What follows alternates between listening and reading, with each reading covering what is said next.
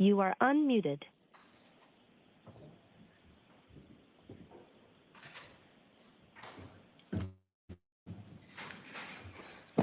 Was now open. You may be seated. Good morning, Your Honor. May I call the case? Please. For the Commonwealth versus Karen Reed, 22 CR 117. The parties are present. The jury is not present. The matter is on for trial. If the parties could please identify themselves for the record. Good morning, Ms. McLaughlin. Good morning, Mr. Lally. Good morning, Your Honor. Hank Brennan for the Commonwealth. Good morning, Mr. Brennan. Morning, Your Honor. Robert Alessi from Ms. Reed. Good morning, Mr. Alessi. Good morning, Your Honor. David Yannetti for Karen Reed. Good morning, Mr. Yannetti, and good morning, Ms. Reed. All right, so Mr. Yannetti and Mr. Alessi, you're standing in also for Mr. Jackson and Ms. Little? We are. Okay. All right, so first thing we left off yesterday was whether KKK for identification, the PowerPoint of Dr. Rentschler would be entered into evidence. It will not be based on the objection, so it is excluded from evidence. So it's marked still for identification, and your rights are saved on that. So we ready to go forward with the charge conference? Yes, Your Honor. I guess I have a question first as to entertain the argument on the motion for required finding not guilty of all the evidence. So, no, we can do that now. So now that my ruling is on this, evidence is closed as, so go ahead on your required finding argument. Sure.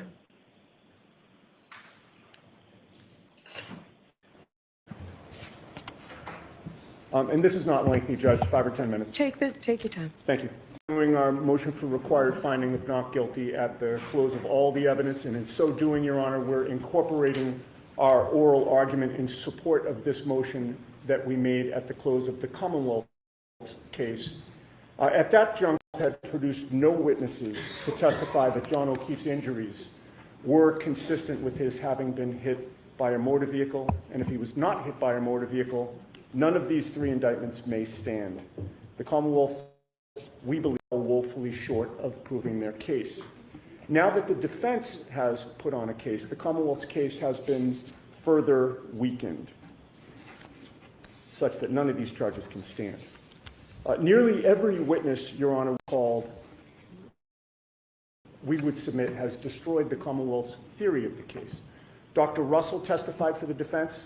She's a leading expert on dog bite wound pattern recognition in the country, and she testified about medical causation and provided the jury with her expert opinion that John O'Keefe's injuries were consistent with dog-inflicted wounds, both bites and scratches. I would remind the court at this juncture that there was a dog at the very residence where John O'Keefe, a dog which was a longtime member of the family, which the family gave away after John O'Keefe's death. A dog which mysteriously was absent from the home at 6:30 in the morning on January 29th when Jennifer McCabe burst into Brian Albert's bedroom where the dog always slept. A dog which was absent from the home when the Canton police entered the home later that morning. Importantly, Dr. Russell agreed with the Commonwealth's medical examiner, Dr. Scorti-Bello. John O'Keefe suffered no injuries that were consistent with having been in a motor vehicle collision. And again, if there's no collision, there's no case.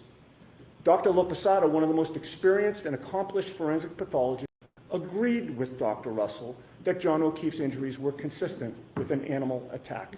And she agreed with both Dr. Russell and the Commonwealth's expert, Dr. Scorti-Bello, that John O'Keefe was not hit by a motor vehicle. So the question is, in what type of murder case would a judge ever allow a motion for required finding of not guilty? In a murder case where expert testimony on both sides, evidence is inconsistent completely with the Commonwealth's theory of the case, that's exactly what we have here. But it doesn't stop there. Both witnesses from ARCA drove a stake through the heart of the Commonwealth's case. Dr. Wolf concluded that damage to Ms. Reed's Lexus was inconsistent with having come from a collision with John O'Keefe. Unlike Dr. Welcher, who created, we would submit, a meaningless experiment based on no scientific scientific method. Dr. Welcher actually did the proper force analysis and concluded that Ms. Reed's Lexus was not damaged by the body or the arm of John O'Keefe. His testimony was unimpacted by cross-examination, devastating to the Commonwealth's case. Dr. Rentschler further cemented that there was no collision between the Lexus and John O'Keefe. It is simply not possible that this 6,000-pound SUV hit John O'Keefe at 24 miles an hour and caused wounds to his right arm with no injuries to his legs or lower body. The SUV did not hit him. John O'Keefe was not hit by the SUV. The case is over. But on top of all that scientific evidence, Your Honor, there were 3 additional fact witnesses who testified for the defense who corroborated that the Commonwealth's theory of the case is false. Sergeant Nicholas Barros, a sworn police officer, testified that when he saw Ms. Reed's SUV that before it was towed to the Canton Police Sally Port, the taillight was merely cracked. When he was shown photos of what it looked like in the Sally Port after Michael Proctor had access to it, Sergeant Barros confirmed that it was absolutely different. Rena Kolakithis confirmed that there were no problems between Karen and John O'Keefe that night, even remarking on just how sweet he kissed her on the forehead shortly before they left the waterfall. But perhaps more importantly, that kiss right in front of Brian Higgins, the same Brian Higgins who had been flirting with Karen Reed that month, the same Brian Higgins whom Karen had ghosted for several days before January 28th, the same Brian Higgins who had texted Karen that well, and received no response, the same Brian Higgins whom Karen had given her back to all night, the same Brian Higgins who had to be restrained at the end of the night by Chris Albert on video, the same on video, hot, angry. Brian Higgins. You just said Albert. You mean Higgins, right? I meant Higgins, yes. Yeah, the same Brian Higgins, who was on video, hot, angry, and gesturing to John O'Keefe to meet him outside waterfall, and shortly before John O'Keefe was killed. And finally, Brian Loughran, plowing Fairview Road at 2:45 in the morning, was attentive, watching everything in front of him, very familiar. He had every reason to protect the Albert family. You recall that he did protect the Albert family to a degree that night by choosing not to follow protocol and call the DPW or the police about the Ford Edge parked on the street outside their property during no emergency. Brian Loughran confirmed that John O'Keefe was not on the front lawn at the Albert residence at 2:45 a.m. That means that Karen did not hit him. There was no collision. All the experts agree, including the Commonwealth's expert, and the only eyewitness that morning confirms it. Taking the evidence in the light most favorable to the Commonwealth at this juncture, with their evidence weakened by an airtight defense, these indictments cannot stand, and we urge this court to enter required findings of not guilty on all 3 indictments. All right. Thank you.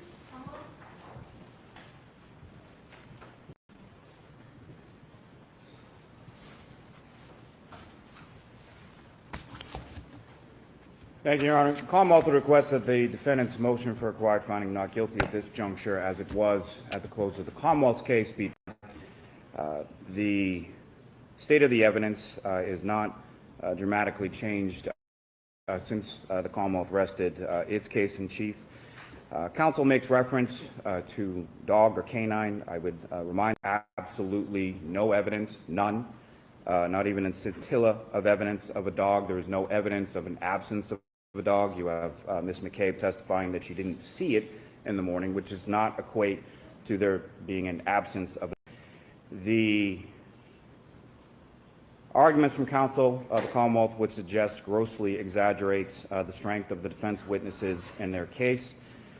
The bias and advocacy exhibited by those witnesses at witness stand do not amount to credible witness testimony that undermine the Commonwealth's case in any way, shape, or form.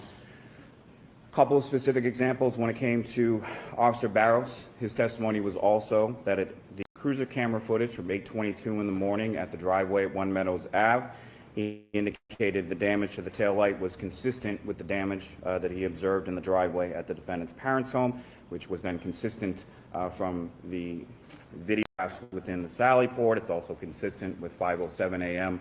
at 1 Meadows Ave on the still frame shots from that ring camera video. Essentially, the Commonwealth would submit that the defense witnesses all conflict.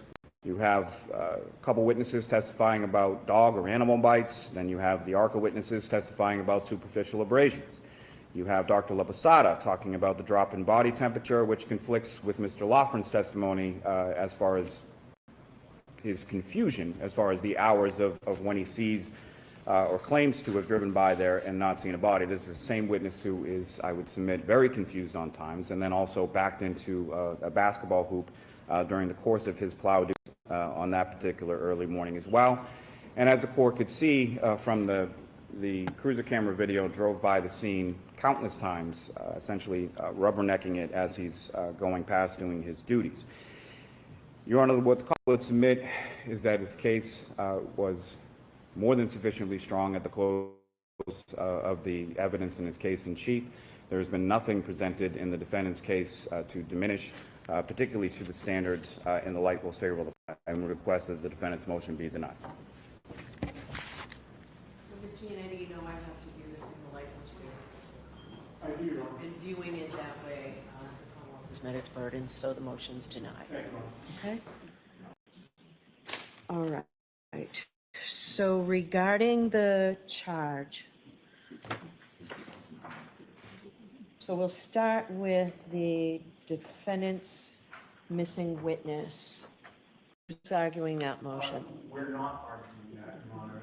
And I apologize, but we made the decision last night to withdraw 2 of our requested instructions, which would shorten things today, I think. Oh, okay, so everything on this is, right.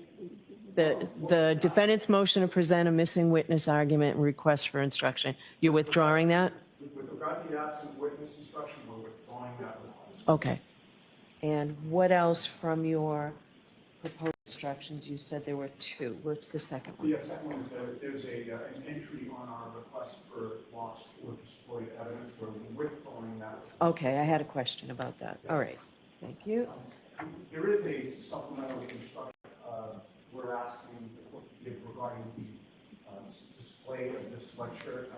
Oh, that's right, you filed, I saw it in email, I don't have a hard copy of it. That's Mr. Alessi's motion. Your Honor, if it's helpful to Your Honor, I'll hand up our copy. Okay, if you could do that, I'd like to go back through the rest of it and come back to that after I've read it, okay? Who's arguing for the rest of the defendant's proposed instructions? I am, Your Honor. Okay, so we're going to go through them one at a time. Who's arguing for the Commonwealth? Okay, so I think you're sort of in agreement on the basis of the law, right? Yes. All right, so model homicide instructions and just as last time. So that takes a lot of time out of today. The only thing I would draw the court's attention, the Commonwealth does have a request for, and I understand the court's position might be on this, but as far as the instruction related to murder charge, seeking instruction on third prong. All right, so we will deal with that. I'm going to go through the defendant's instructions, or sort of the general instructions first, so it's probably easier to go through those, and then we'll have the argument on that. So presumption of innocence, I think my presumption of innocence is a little more robust than what you've requested, so I will probably, okay. And I will give some version. I know that there was a lot of attention paid and some appellate decisions on the each individual indictment. I'll give some further language on that. You've got an instruction proposed on page 4, reaching a verdict. Just, I will make it crystal clear, though. I think it was, and I was upheld on it, so I will make it crystal clear. Okay, so I'll give you that, Ms. Giannetti. This what is evidence. I probably won't give verbatim what you have. I'll take a look at it, but I will certainly cover all these topics. So, Ms. Giannetti, you're telling me to give a defendant did not testify instruction? Yes, please, Your Honor. Again, if you want to take a look at what I gave last year, I think it's a little more robust than this. I think we answered satisfied with the court's instruction Okay. Humane practice, I will give you Bowden. I'm going to take a look. I gave last year. I gave Bowden last year. I gave a Bowden instruction. I don't think the Commonwealth objects, right? We would object to the instruction. Okay. Go ahead. Do you want to make an argument? Just briefly, Your Honor, when it comes to the Bowden, and I would incorporate, and I know there's no request for instruction, third-party culprit, but the Commonwealth would be making a similar request that counsel be prohibited from making a third-party culprit or Bowden argument. Bowden or Bowden? I'm sorry? You don't think the Commonwealth, the defense should be allowed to make a Bowden to argue Bowden? So I would submit, Your Honor, that the entirety of any testimony evidence related to either Bowden or third-party culprit in this trial has come from questions from the defense, not from actual evidence in the case, not from testimony from witnesses from the stand, exhibits that have been put into evidence, or anything like that. So in the instruction and the arguments are based or predicated in the case law on evidence, not, and obviously, as the court is well aware, there is a specific instruction that no matter how powerful they are, questions to counsel are not evidence.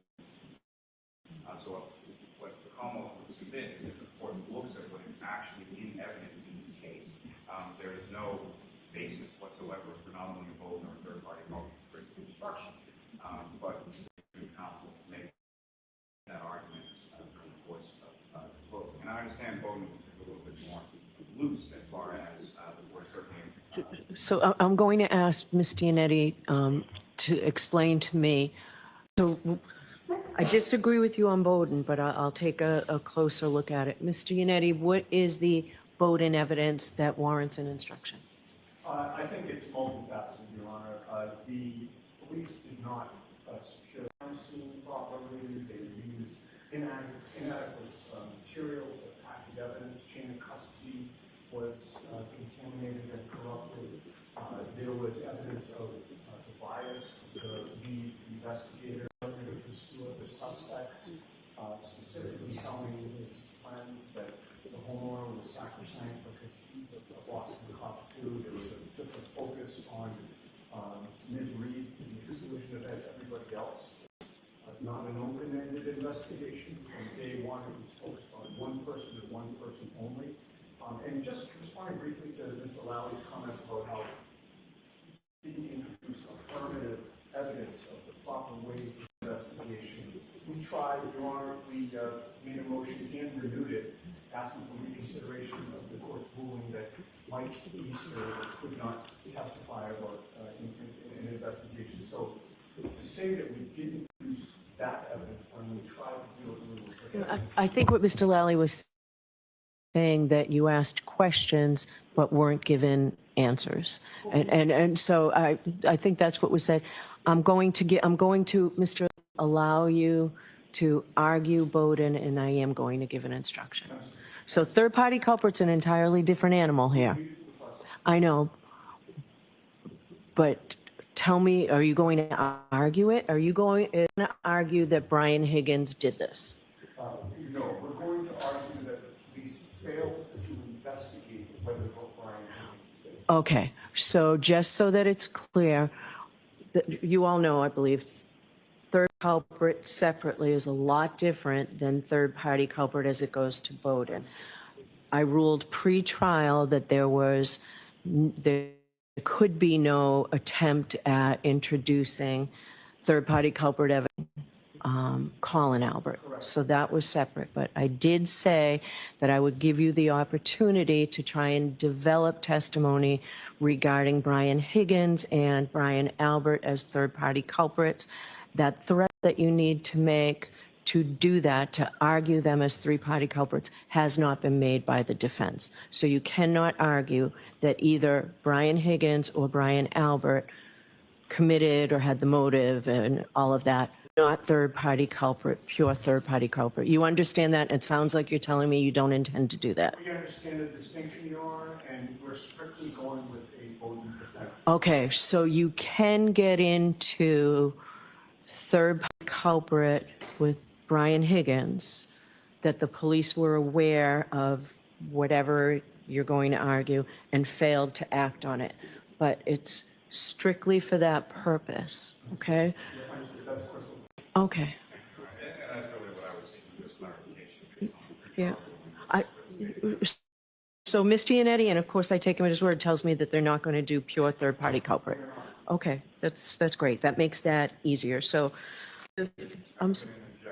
sure, go ahead. Just while we're on page 8, I just wanted to, Commonwealth does have an objection to the DG instruction that's at the top of page 8. Yeah, I have a check mark next to that. Giannetti, tell me about this, the absence of a recording. Are you saying that the police should have recorded Ms. Reed at her parents' house? Right. So, obviously it's not the strongest DG Batista argument that we would have at the station, but, these days, Your Honor, it's common knowledge that everybody has access to a recorder, even on their own cell phone. It could have been done. It wasn't done. We had to rely on police memory of what my client said or didn't say when there was a possibility for a recording. So we still think we're entitled to the. Do you think it was custodial interrogation? Or I guess I should say, do you think the evidence supports? I think there's an argument that it was a custodial interrogation. We had police officers who, refused to sit down in the living room. They were surrounding her, familiar with dealing with the police at all. So yes, I think there's an argument that it could be considered custodial.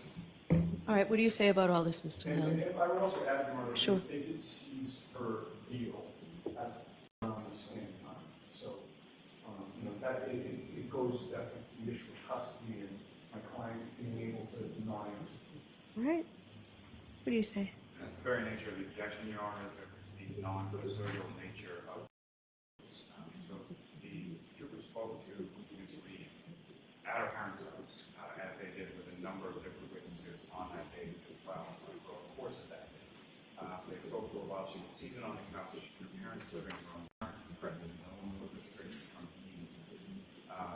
And it did not end in any sort of custodial situation. She was taken into custody. She wasn't arrested. Yes, they did seize her cell phone and her vehicle based on the development of the course of the day and from the statements from Ms. Reed herself. But I don't think that transforms that conversation or interview in her parents' living room into a custodial interrogation. Issue that I have placement as far as there's already been within saying requested jury instructions or requested humane practice, and then following the DG and Batista language in the defense requested jury instructions, there goes on to all of this other regarding her compromised mental state and all of these other things that, while if it were to be given by the court, should be given in the same context of humane practice. I don't think it's she's speaking with Sergeant Lieutenant and have this testimony from the stand that initially she said she wanted to be fine with answering questions, but they wanted any details. And then when the questions became centered on, more centered on details, at that point, I know that's not evidence before the jury, but as the court is well aware, she then ended the questioning at that point. So I don't think there's any evidence of her having a compromised mental state during the course of this interview, and I don't think that it rises to the level of the DG instruction. So I would ask basically that everything on page 8 prior to the relevant instruction be excised. All right. I'll take another look at this and I'll just let you know in the morning. And Your Honor, with regard to the compromised mental state, we agree that that would not apply to the interview at her residence. But we believe that it applies within the humane practice context. That is what makes sense. So, all right. If it's going to happen, it should happen once, not Yeah. I think that's fair. Okay. Okay. All right. Prior statements, I will give some instruction on prior inconsistent, and I'll give a prior consistent statement. I will talk about the view. The absent witness instruction is withdrawn. So is the. Not to interrupt. That's okay. that's okay. With regard to the view, Your Honor, we did include a language reinforcing the fact that the rock that they saw on the view Oh. was not present on January 29th. We asked the court to repeat that one sentence. Okay, so I did not see this when I took a quick look at the view. All right, I'm not going to repeat it.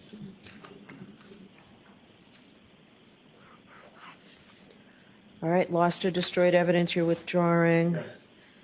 Direct and indirect evidence. I'm going to try and give a shorter instruction on that. So I will, even the one I gave is too long. I'm trying to cut down the time the jury needs to hear general instructions that I think they're perfectly capable of hearing in a shorter period of time. All right, thank you. Credibility, the same. Law enforcement witness, I think I gave some instruction on that. I'll include that somewhere in it. If I might just in reference to that. Sure. Only language in there that I would object to. Okay. Testimony of a police officer or someone else who works for a law enforcement agency. Oh, what do you mean by that?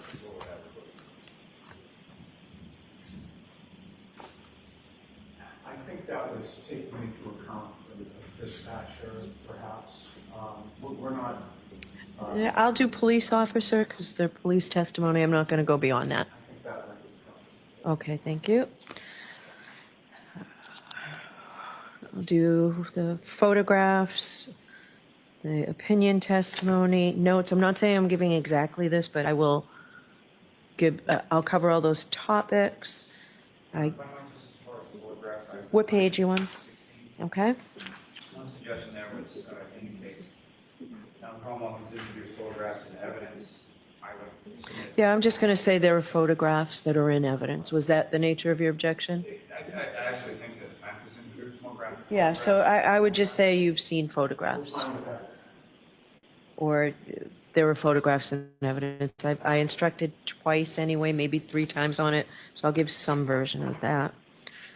Juror notes, I'll give some version. The implicit bias instruction, I'm going to give exactly what the SJC told me I should give. All right, so the Commonwealth's requests are sort of in the, you start with the law and then you get into the general instructions, Mr. Lally, so let's skip to your, it's not numbered, your supplemental instructions, use of a dangerous weapon. All right, so I'm going to give that, Ms. Giannetti. I gave a dangerous weapon instruction last year on the motor vehicle. Understood.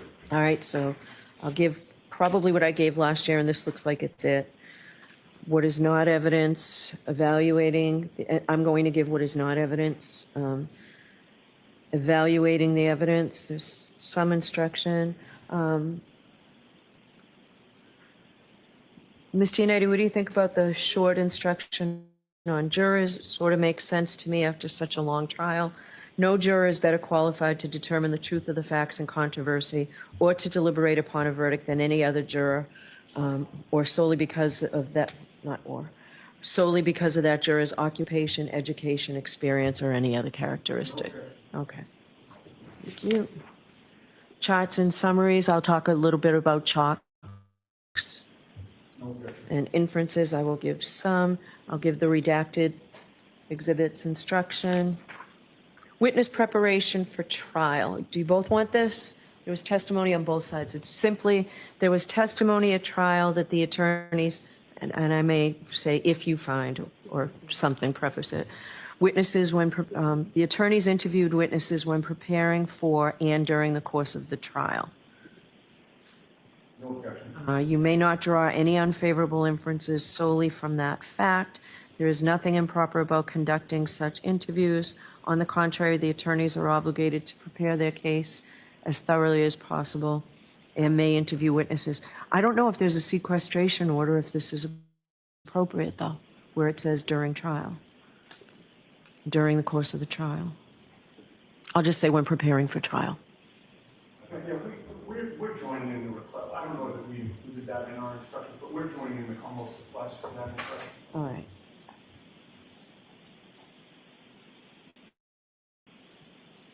Okay. Expert witnesses, electronic communication. So I'm going to go through the limiting instructions I gave. I need to just do this again here. So electronic communications, I have that on my list. The emotional impact photos, humane practice. We'll get back to consciousness of guilt in a minute. I'm also going to give the prior bad acts instruction. I did that in regard to the Aruba incident, if you want to call it that. I gave a prior bad acts instruction before that testimony came in. I also gave the instruction that I will also give on the state of mind of John O'Keefe as to his state of mind being known by the defendant and the likelihood that she would act on it. So Commonwealth versus Binns in those cases.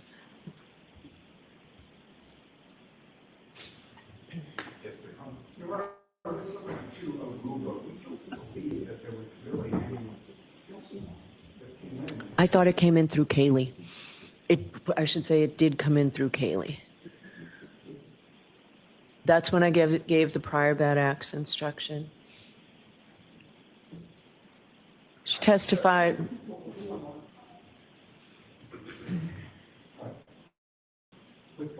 Okay. All right, so did I give it any other time that there's another event that I should highlight? I don't think so.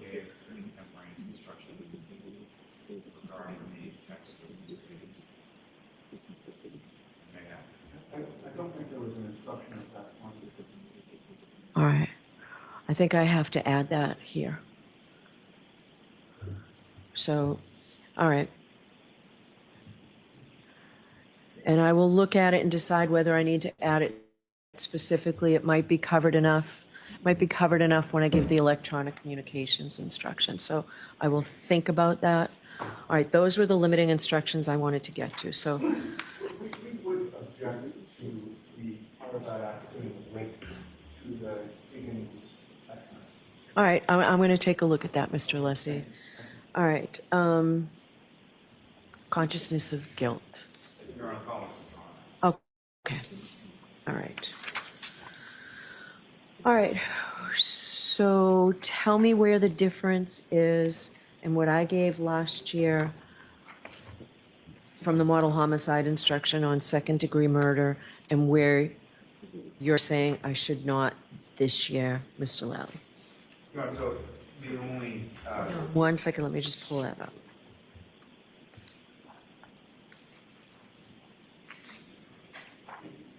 Okay. Your Honor, Commonwealth's request is merely not for any change or alteration in the instructions that were given, other than there are three prongs of malice. And essentially, what Commonwealth is requesting is that the jury be instructed Speak up. merely on third prong malice, because that's the only one that really applies to these facts and circumstances. Okay. The Commonwealth here, the first two prongs are essentially extraneous in this situation, and you don't see expectation of the jury. To avoid confusion. Do you have supportive case law for me to single this out? I do.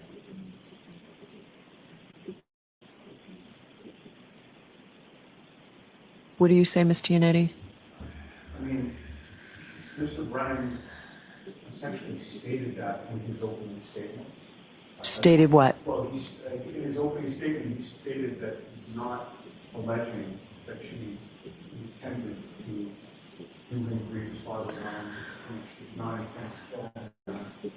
And it was just the third prong. He stated that in his opening. I imagine that's what he'll likely argue in his closing. You know, I don't have a position on this. I just don't know, and I think the court's going through this analysis in your head as well, whether it's permissible or not. I just raised that as an issue, but I don't have strong feelings about it. I could say the parties agree that the first prong and the second prong are not applicable here.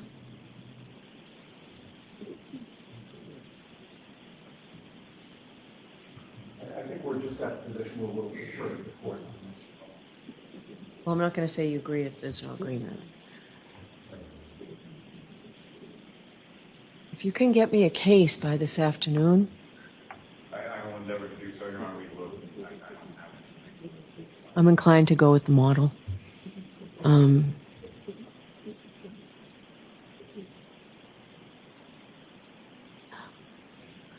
I'll see if there's something I can find.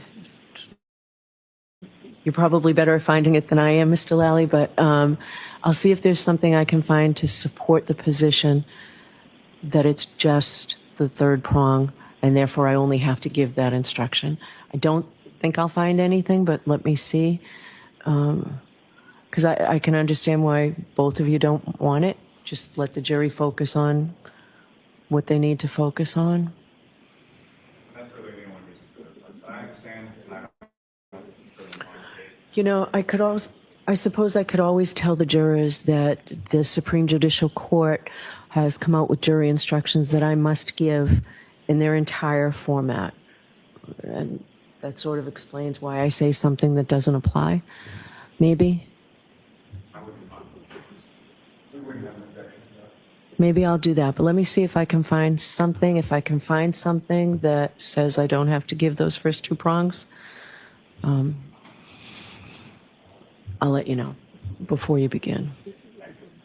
All right. And Your Honor, before the court makes a decision on that, we see what the court is proposing if you are going to alter the model. If I alter it, it means I remove those two. That's all. But no, we just want to. Yeah, sure. My guess is that won't happen, but we can see. All right. So, lesser included offenses. Did you want an OUI instruction? You were. We're asking for that. Okay. All right.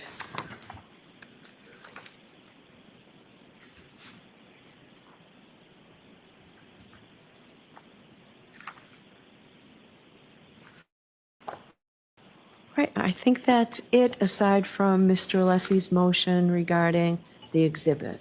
Right, is there anything else that we're missing? Just a couple of other issues. One is with regard to the Proctor text messages, we have a redacted version now, which we'd like to submit to the court of the Commonwealth.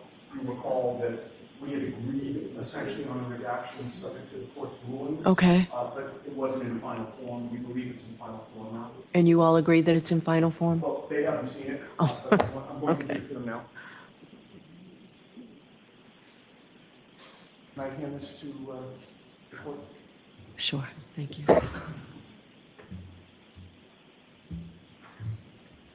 All right, so The only other issue, Your Honor, is we do have a... hold on one second on this issue still. So I will give the Commonwealth this afternoon to take a look at this. And tomorrow morning, if you don't have agreement, then we'll have to deal with it. And I'd prefer not to have to deal with it, so. I'm sure we can be in touch this afternoon. I do not believe there's going to be any problem. Okay. Just a couple other things before we get to Mr. Alessi. Yeah. One is that we do have the Dr. Wolf PowerPoint to be introduced to the evidence, Your Honor. Dr. Wolf or Dr. Rentschler? Dr. Wolf. All right. And this was allowed into evidence unobjected to. I thought we already had it. We didn't? We have to redact it, so we Okay. redacted. It's on a phone drive. Okay. And the Commonwealth has seen it? All right. So they'll have to see it. So Mr. Lally, Mr. Brennan, Ms. McLaughlin, one of you has to take a look at it. And then will the court allow more than an hour? I'll allow more than an hour. I'll allow an hour and 15 minutes. Thank you. All right. And I think I did mention that we had a proposed verdict slip for count 2, Your Honor, but I didn't. You did not. Okay, we do have one, we've got given a copy to the Commonwealth, can I hand Okay. a proposed copy to the court? Sure. Is it the same as last year's, but now with a? It's different. Okay. All right. So you'll have a chance to digest that. Oh, I digested it, Mr. Alessi. Go ahead, I'll hear you. I'm actually United. Yannetti, jeez, I'm sorry. So, Your Honor, you'll recall, we had some spirited argument both before and after the trial. regarding this particular issue. And our concern, Your Honor, was that it's obviously a confusing indictment because of the number of lesser includeds and the number of elements that are different for each lesser included. And we were uncomfortable with, there being one option for not guilty at the top of the form, and then multiple options for multiple different types of guilty verdicts throughout the remainder of the form. So what we have done is to fashion this in a way where the jury, pursuant to the court's instructions, would first decide the offense as charged, and if it's a guilty verdict, Madam Clerk? the analysis is over. If it's a not guilty verdict, they go on to the next lesser included offense, and again, same analysis applies. If it's not guilty, they then go to the next until they finally reach the final verdict, which the lessest, or the least, I should say, of the lesser included offenses is simple operating under the influence, where they have an option for not guilty or guilty. We've also changed a little bit of the wording, you'll see, which I think makes it clearer and less confusing. When the jury is given options for theories of guilt on at least it's like three of the charges, including the main charge, because there's this issue of either under the influence or 0.08 or greater. The way it originally read, Your Honor, manslaughter while operating a motor vehicle under the influence of alcohol was repeated twice. It was repeated once where there's an option for guilty, and then it was repeated again with both of the other options. We think that this is simpler, it's cleaner, it's clear, and we believe that this verdict slip is the most appropriate one. Mr. Lally? Your Honor, as the court is probably well aware, the Commonwealth is not requesting any lesser included, and I certainly understand that if the evidence supports it, the defense requests it, that the court must give it. Having said that, the verdict slip that was used in this matter last year, the Commonwealth would submit is more than sufficient and adapted to the defendant's request. The only other thing I would bring to the court's attention, I don't know if Your Honor is aware, there was a case recently, while this case was going on, tried before Judge Law, in which he had similar issues. I believe used at least part of the verdict slip from the first trial, in this case, as sort of a template for the lesser included that he instructed and the verdict slip that they utilized in that case. I don't have a copy of it on me, but I can certainly get the court a copy with a copy of the doctor, but that may be somewhat helpful with the court's thinking. Okay, was that on a murder case? It was not, but it had to do with the felony motor vehicle homicide. Yeah, I'll take a look at it. Mr. Turk. Mr. Turk. Mr. Yannetti, I don't believe I'm going to give this, but I'll take a closer look at it. Well, we appreciate that. Judge Lau is an excellent judge.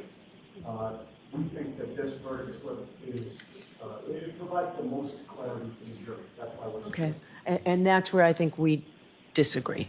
So I will take a closer look at that. And so has it been filed officially and docketed? I just handed it, I believe. All right, so Madam Clerk, you have a copy up there? The proposed, I think this is the only copy. Okay, that's what I was wondering. Okay, Do you need an extra copy, please? sure. This is the, Yes. Or, you know what, just mark it for identification, Margaret. We'll do that. Chrissy, please. Just for ID. it's LLLL for ID.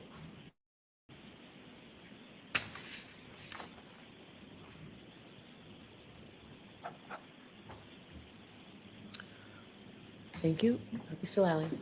Your Honor, just one request circling back to the constitutional instructions. So the Commonwealth is withdrawing its request for the instruction. Okay. However, would be seeking to make some argument or reference in this argument from the jury related to specific areas which we would need judicial approval before we did. So two areas that are sort of this within that we would like to make some argument to the jury regarding is the defendant's taking of the Lexus from one metal that came to her parents' residence in Dyton, and certain statements made in reference from the various clips of the later statements. Okay. In particular, would be the one where essentially she says it's identificated to her. Okay. The exact All right. Ms. Giannetti, do you want to weigh in on that? Yes, really, objecting to that, I don't see it's her or me being evidence of consciousness of guilt. And the notion that she's driving from one residence that the police know of to another residence that the police know of, which is her parents' house. The car is open and obvious in the driveway. And in fact, when the police call, she says, yes, come on over. I don't see that as being any evidence of consciousness of guilt. Okay, so I'm going to allow them because they're permissible inferences from what's in evidence, but I'm not going to give, even before it was withdrawn, I wasn't going to give a consciousness of guilt on those. And just to be further clear, there may be other clips and statements. Yes, so I did want to ask you, though, Ms. Giannetti, I think it's an argument that can certainly be made by the Commonwealth regarding the video clips that your client gave during various interviews. I think consciousness of guilt is a permissible inference from some of those. Are you sure you don't want me to give the consciousness of guilt because it's got helpful language for a defendant in it as well? No, we Okay. do not like it. Okay, I just wanted to give you the opportunity. Okay. All right, anything else? Anything else, Mr. Giannetti? We're going to hear from Mr. Alessi, but The Commonwealth does not object to the reductions. that's great. Thank you. One less thing you all have to do today, okay? This is Mr. Alessi. I know. All right, so let's make that, are we switching that new redacted version with the exhibit number? Do we know what it was before? Excuse me. The redactions on the Higgins messages, that's what you're saying you're fine with, right? Proctor Communications. Proctor Communications, okay. Right, this is the testimony that came in. Of Proctor, yes. All right, so we'll find the exhibit number and we'll just. 209, is everybody in agreement that it's exhibit 209? Yes, sir. Okay. Does the court have a copy or do they need the Commonwealth? No, I wrote on it. I need the Commonwealths. So this is a clean copy. This one. So that will now be 209 in evidence. You know what, can we make that 209A? We need, Ms. Giannetti, we need to keep record of the first one that was not redacted. So any objection to making this 209A? No objection to that. And so original 209 will not be sent in. Is that? It becomes. What do you think? Yeah. Yeah, so we'll switch it back to ID, and this will just be 209. All right, did we have an ID number on it originally? Can it still be that? Is it redacted, the NNN, or is it, no, it can say that. Okay. But is this the- Oh, it's just NNN, it's not, Well, where did it? no, it became 209. Yeah, So that has to our be- thinking is it needs to be sent back to letters for ID. I guess. Yeah. So it'll be marked MM for ID. That's great. Perfect. And then the redacted version will now just. 209. Yes. Yep.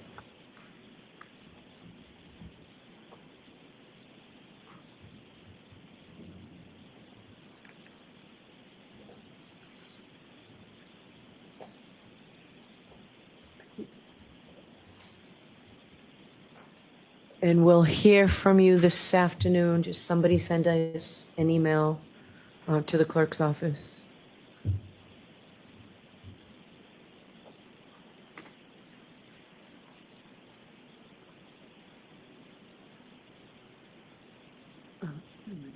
So someone send an email to the clerk's office today letting us know if the Wolf PowerPoint is ready to be put into evidence after the Commonwealth looks at it. Okay, so we'll take care of that. All right, Mr. Lessie, I'll hear you. Thank you, Your Honor. If I might suggest respectfully a procedure to the court, I have spoken with the Commonwealth about what the topic is. It's obviously not new to anyone, but perhaps to expedite this matter, if I might suggest to Your Honor to avoid a more lengthier argument, it might even truncate it down to 30 seconds.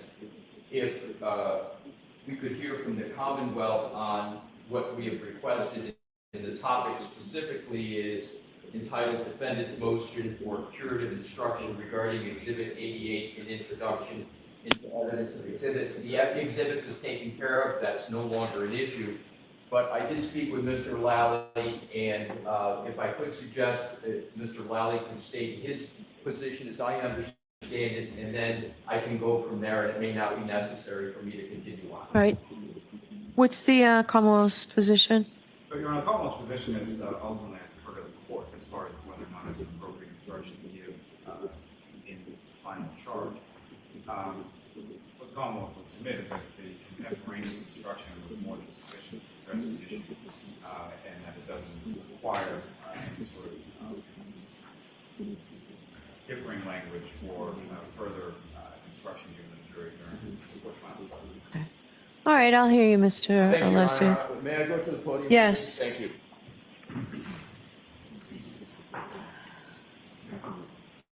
Your Honor, I have given, and Your Honor has provided me previously with a generous opportunity to be heard on this, but I do need to cover some points with regard to the matter. I was hoping to avoid doing this, but given what we just heard, it needs to be done respectfully.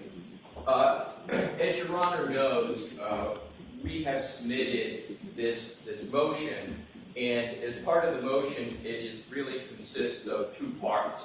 The first part is the text and the basis for what we're requesting. I'll come to that in a moment. And then attached to it is Exhibit A and Exhibit B, and those exhibits are our best effort at transcribing, because there's not an official transcript at this point of exactly what happened. Why do we put in the exhibits? We put in the exhibits because we believe it really sets forth and illuminates quite vividly what occurred. It occurred rather rapidly, but I think this allows for a much more these exhibits allow for a much more reflective analysis.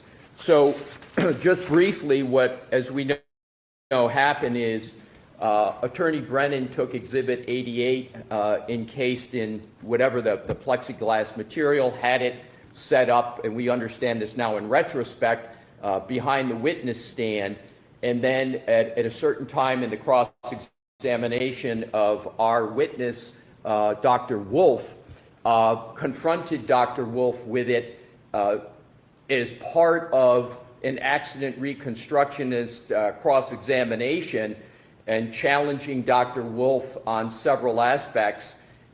And this one was particularly apt, the subject matter, not the manner of the examination, was, Dr. Wolf, you're saying this, these are your theories. However, did you consider and take into account the holes in the back of the hoodie?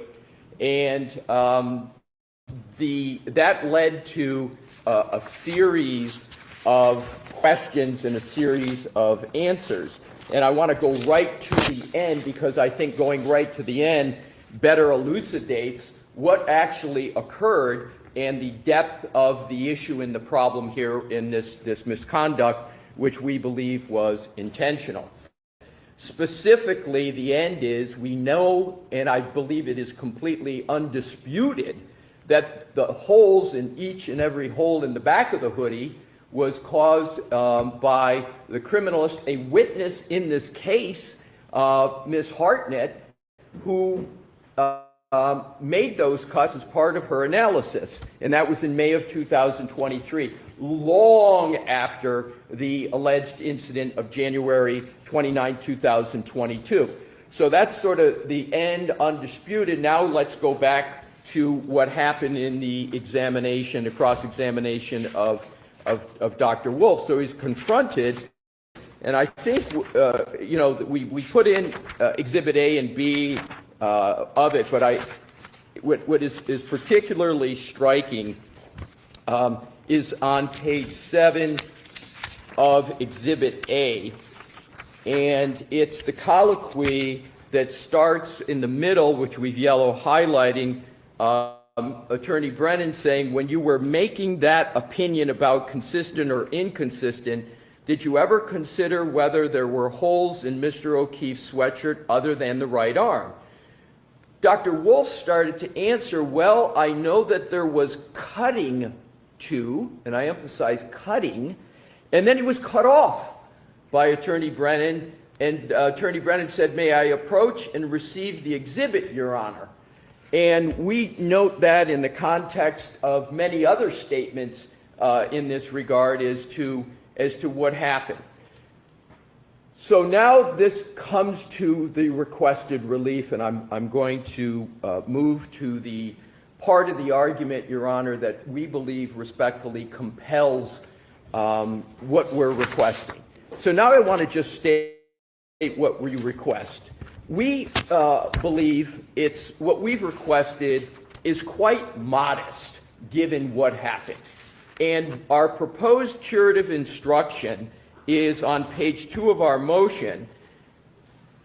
It states, during the cross-examination of Dr. Wolf, Mr. Brennan asked Dr. Wolf about holes in the back of the sweatshirt, Exhibit 88, falsely insinuating that those holes were sustained on January 29, 2022 from a fall backwards. I instruct you that those holes were not present on January 29, 2022.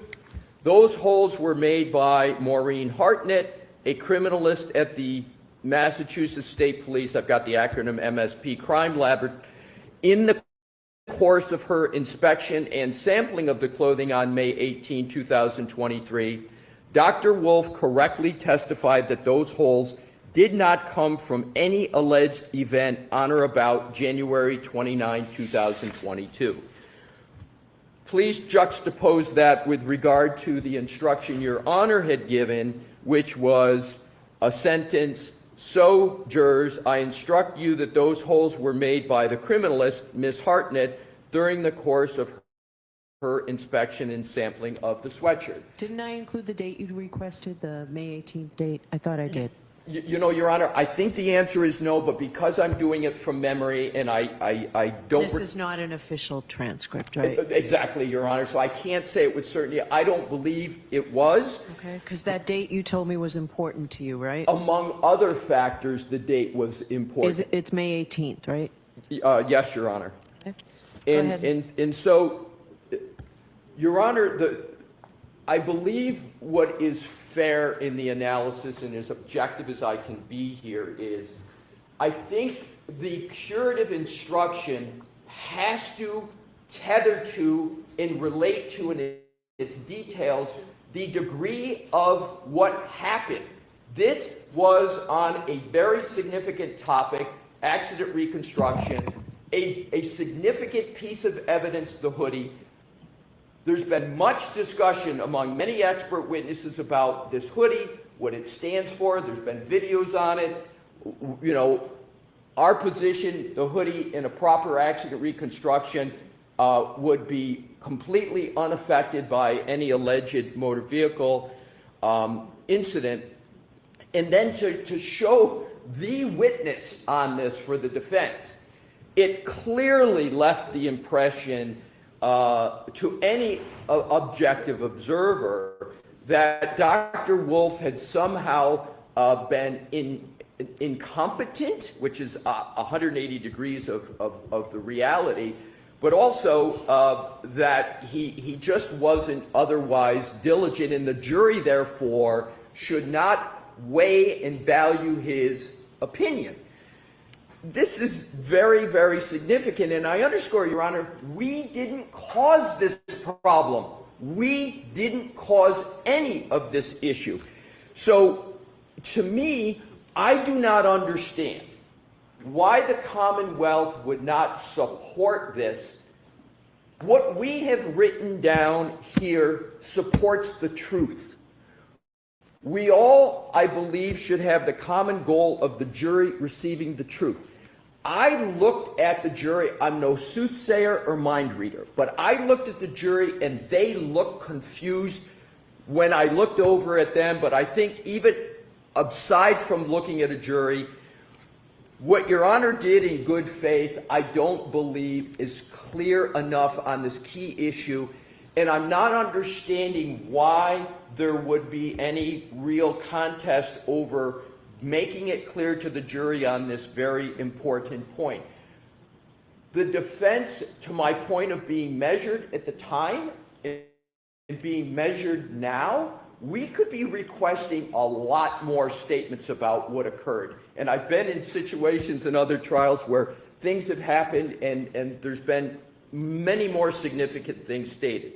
So in conclusion, Your Honor, the defense not having contributed at all to this issue, the significance of the issue, the significance of the error, it's undisputed about the error, to me, respectfully, all augurs for more clarity here.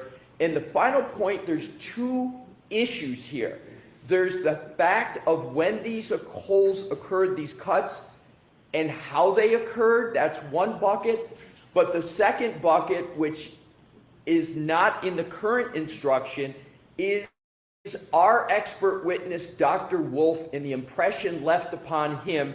And that is why we have the language in there, again, we believe quite measured, just the sentence at the end to take care of the harm to our witness with regard to what occurred. So, therefore, Your Honor, we respectfully request that this be given so that the jury has a clear and complete and truthful understanding of not only what happened, but also to make sure that it is what's created for the jury is accuracy, hence truth can be concluded.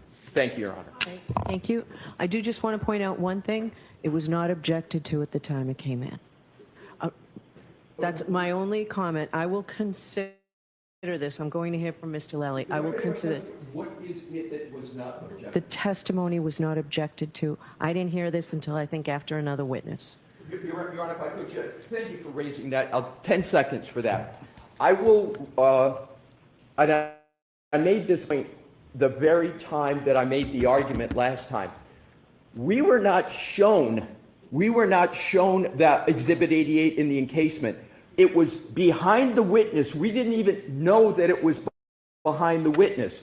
So what happened was Attorney Brennan went up, retrieved it, and immediately went to the witness with it, showed it. We couldn't even see what was happening. There was no physical nor other ability for us to object at the time. So I appreciate you giving me the opportunity to respond to that. All right, Mr. Lally.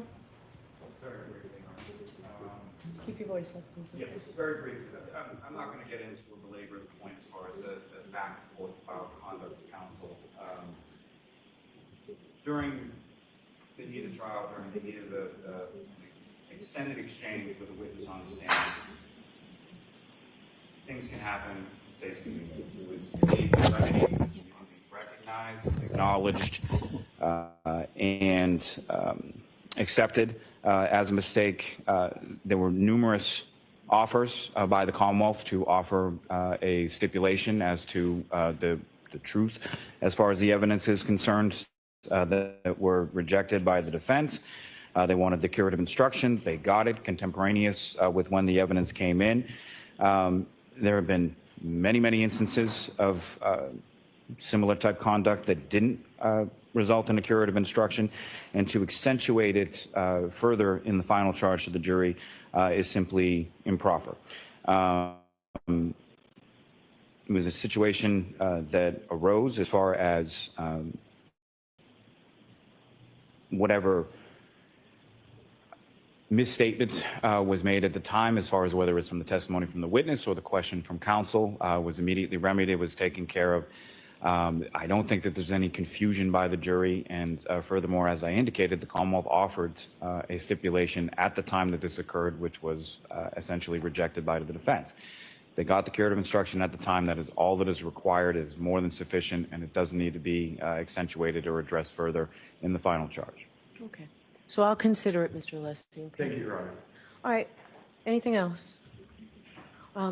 Two things I'd like to talk about for scheduling. The jurors get here early. I'm going to ask if the court officers to call the jurors and ask them two things. To ask them if they can get here a little bit earlier so that we can all be in the courtroom at 8:45, ready to start. So things take a little while generally. That will assure us the closing arguments will start right at 9, maybe a few minutes earlier. The goal would be to hear arguments from both counsel and then take an early lunch break. I would ask that counsel plan on just a half an hour lunch break. I'd like, the point being, I want the jurors to start deliberating. I don't want to end the charge and send them home for the weekend. That's not fair after they've waited so long. So a short lunch, you're free to stay in the building, and court officers will help you with accommodations for that. But a short lunch, and then I'll come out and do the charge. And then at least, hopefully, there'll be some time for them to deliberate. I'm going to ask the court officers to call the jurors to see if they can stay as late as 5 o'clock or 5:30 tomorrow night. I just don't think it's fair after they've sat through so much of this trial with the various delays that we've had to not let them start deliberating. We have no objection to that. One request we have, Judge, is during the last trial, during deliberations, the court had asked us to be within 5 minutes of the courthouse. My office is about 10 minutes away. I'm sure we can make accommodations for that. But at some point, we may have to talk about security issues. So a lot may depend on that. Understood. All right. Does the Commonwealth have any objection to that schedule? No, Your Honor, not at all. All right, so we'll see counsel in here no later than 8:30 tomorrow morning? Sure. We'll counsel here at 8:30. All right, thank you. All rise for the court, please. I get it. Is there already one of these, like, are we swapping? Yes, please. Goodbye.